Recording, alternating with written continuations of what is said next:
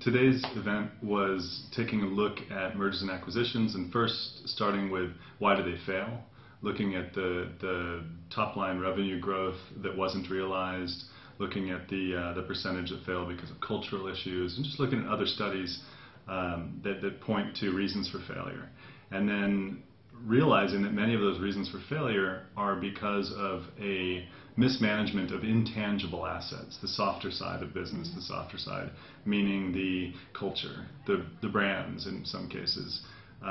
the way they describe their achievements and how they blend those histories. And of course how they engage markets, how they sell, and not only the communication but also the tactics they use. And when you look at it that way, what you see is often the differences between, let's say, an acquirer and the acquired company, or the difference between merged companies becoming very clear in those areas that may not be as clear as in a more rational analysis or a more financial analysis. So we looked at that. We looked at the way that Geely saw Volvo when they acquired them, and how different they were in the decision to keep Volvo intact, and very, very different, in fact, to invest $11 billion in growing Volvo from that core. But we also looked at FedEx and how when they achieved the level of reliability in the acquired companies, they integrated them into one brand and one offering. We also looked at Accenture and the carve-out, essentially, of Andersen Consulting that became Accenture, and how they focused that organization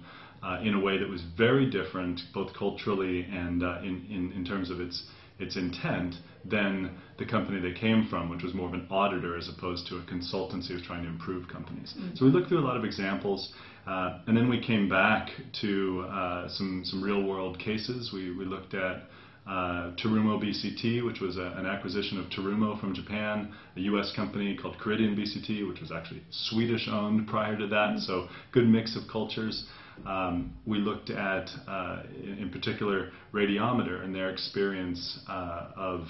Danaher acquiring them and bringing a very strong culture and a very strong way of management, but still letting the brand remain intact and the value proposition, in fact the strategy behind that brand,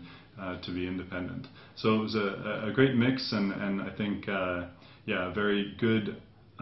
focus on the intangibles related to mergers and acquisitions.